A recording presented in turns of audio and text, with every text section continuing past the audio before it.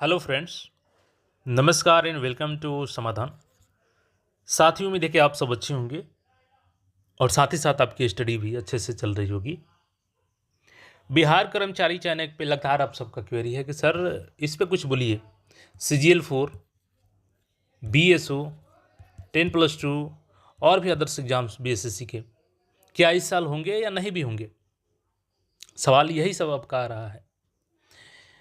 पूरी अपडेट हम लोग समझेंगे। यहाँ पे देखिए एक बार फिर से नया कैलेंडर आपका तैयार हो रहा है और इसको लेकर के GAD की तरफ से मीटिंग भी की जा रही है।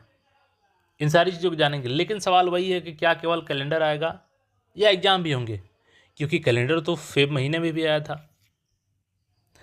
और देखिए इसी को लेकर के 14 जुलाई को जो आपका आंदोलन था, महा आंदोलन था, जबकि वो महा फ्लॉप हुआ और उसका कारण कोई और नहीं, सिर्फ और सिर्फ स्टूडेंट्स है। देखिए जब आंदोलन नहीं हो रहे थे तो अब सबके भर भर के कमेंट्स आते थे, सैकड़ों कमेंट्स आते थे कि सर आप लोग आंदोलन पे तो बात ही नहीं कर रहे हैं, आप लोग को एग्जाम्स कोई मतलब ही नहीं है, सर कभी तो आंदोलन पे बोलिए। और उसका नतीजा क्या हुआ? जब आंदोलन के लिए सभी छात्र नेता एकजुट हुए, उसके बाद से 14 जुलाई का, चूंकि छात्र नेता भी दो गुट में बट गए, तो देखिए कई कारण है इसके महाफ्लॉप होने के कारण, लेकिन सबसे बड़ा जो कारण है ना वो स्टूडेंट्स है। क्योंकि जो आपके सैकड़ों कमेंट्स आते थे, अब केवल एक हमारे चैनल की बात नहीं है, केवल इस चैनल की बात नहीं है, हर चैनल पे आपको देखेंगे। अगर 50 चैनल भी ऐसे कॉमन लेते हैं आप और 200 कमेंट वहाँ से काउंट कीजिए तो कितने छात्र हुए? 10,000। वो फॉर्म कितने भरे हैं? 55 लाख प्लस सभी मिला करके, BSSC, इंटर लेवल, CGL4, परिचारी, वो छोड़ दीजिए, क्योंकि वो जो 55 लाख अभ्यर्थी हैं ना, ये तो मरे हुए अभ्यर्थी हैं। वैसे अभ्यर्थी जिंदा रख करके क्या, जिनकी जिंदा रहने की पहचान नहीं हो, तो ये लोग केवल फॉर्म भरने का काम किए हैं, वो केवल जनगणना के काम आएंगे। लेकिन जो कम से कम कमेंट्स में आप लोग जज्बा दिखाते थे, जोश दिखाते थे कि हम लोग आंदोलन करेंगे, तो ये 10,000 अभ्यर्थी में से अगर हम लोग 50% कॉमन ही मान लेते हैं कि हर चैनल पे होंगे, तो इसको हटा दीजिए तो 5,000 अभ्यर्थी बचते हैं ना। 5,000 भी छोड़ दीजिए, इसमें से अगर 25% भी अभ्यर्थी आए होते पूरे 10,000 में से, तो आपके अभ्यर्थियों की संख्या 2,500 के आसपास होती। 2500 अभ्यर्थी कम से कम पहुँचे होते। लेकिन आप लोगों ने इतना बढ़ चढ़ के हिस्सा लिया आंदोलन में कि क्या ही कहा जाए। 100, मतलब समझते हैं अपने आप में 100 अभ्यर्थी पहुंच जाना बड़ी बात है। 100 अभ्यर्थी पहुंच गए थे, तो एक दूसरे को ब्लेम लगाने से अच्छा है कि आप स्वीकार कीजिए कि आप अपने हक के लिए आगे लड़ना नहीं चाहते हैं। केवल आप लोग कमेंट में जज्बा और जोश दिखा सकते हैं कि हाँ हम लोग आंदोलन में आएंगे। यार इस पर अभी हम लोग बात करेंगे, लेकिन इससे पहले आपको बता दें कि कैलेंडर को लेकर क्या कुछ चल रहा है, तो मैं आपको बता दूं।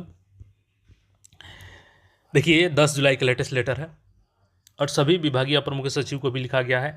विषय क्या है कि विभिन्न विभागों द्वारा कतिपय प्रयोजनों से प्रायोजित की जाने वाली बैठकों के लिए सामान्य प्रशासन विभाग प्रतिनिधि के रूप में पदाधिकारियों को मनोनयन, ठीक है।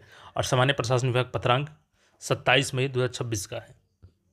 चूंकि इसमें क्या है कि अलग अलग विभागों में देखिएगा तो नियुक्ति प्रोन्नति हेतु गठित समिति उच्च स्तरीय चयन का, चाहे वो संविदा का आधार पर हो या यहाँ पे विभिन्न सेवा के कैडरों में भर्ती किया जाना हो, इसको लेकर के ये समिति बनाई गई, जिसमें अलग अलग अधिकारियों की लिस्ट यहाँ पर दिया गया है।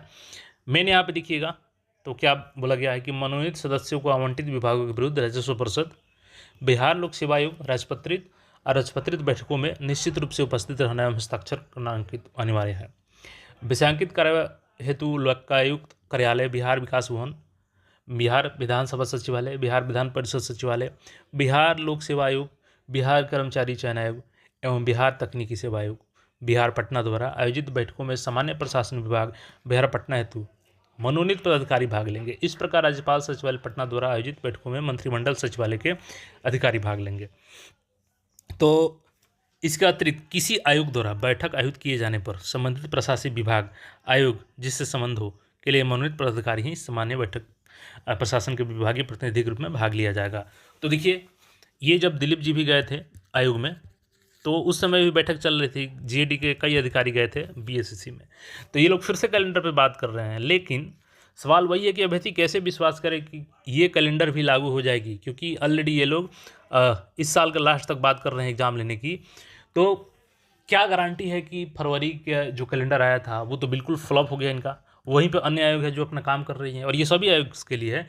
तो बाकी आयोग तो काम कर रही है अपना, लेकिन बीएसएससी अगर उस कैलेंडर में एक भी चीज़ फॉलो की हो तब तो अभ्यर्थी विश्वास करे। उसका एक भी चीज़ फरवरी वाले कैलेंडर का फॉलो नहीं हुआ तो क्या गारंटी है कि ये कैलेंडर आ रहा है तो एग्ज़ाम आपका हो ही जाएगा।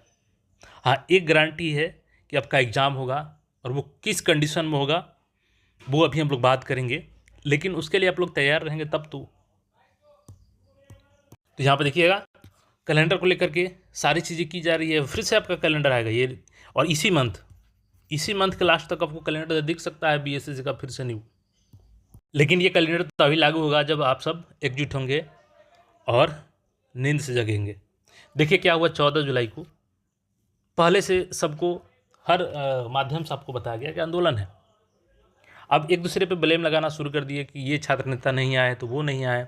देखिए सुनी सुनाई बातों पर किसी को गलत बताना ये थोड़ा सा जल्दीबाजी होगा। चूँकि दिलीप जी जब गए थे तो उनके द्वारा क्या बताया गया कि सचिव महोदय ने बोला है कि 15 दिनों के आसपास हमको समय दीजिए और 15 दिनों में हम लोग जारी करेंगे नोटिस, और कम से कम हम लोग 2.5 से 3 महीने लेंगे एग्ज़ाम लेने में। तो बात तो वही हुआ इस साल के अंत तक। दूसरा जो गुट गया आंदोलन का 14 जुलाई को, उनसे भी सचिव महोदय ने बोला, हालांकि वो लोग बोल रहे थे कि सचिव महोदय ने बोला कि हमने ऐसा पहले कुछ नहीं बोला है, और उसके बाद से अलग अलग कमेंट्स आने शुरू हुए कि ये छात्र नेता गलत है तो वो छात्र नेता गलत है। देखिए गलत कोई नहीं है, सब आपके हक में काम कर रहा है, चाहे वो अमन जी हो या दिलीप जी हो या सौरभ जी हो। सबका क्या मकसद है कि अभ्यर्थियों की बात होनी चाहिए। हाँ, ये जरूर है कि इन लोग का आपस में नहीं बनता है, वो अलग चीज़ है, वो उनका मैटर है, लेकिन इसको लेकर के आप सभी अभ्यर्थी अलग अलग गुट में ना बटे। किसी छात्र नेता को गलत बोल देना, किसी को भी गलत क्यों बोले आप, क्योंकि अंत में आपके हक में यही सब आएंगे, चाहे वो अमन जी हों, सौरभ जी हों, दिलीप जी हों। और आप उस सचिव की बात मान रहे हैं जिन्होंने सुनी सुनाई बात पे आप लोग भरोसा कर रहे हैं कि ये छात्र नेता ऐसे बोला था तो वैसे बोला था।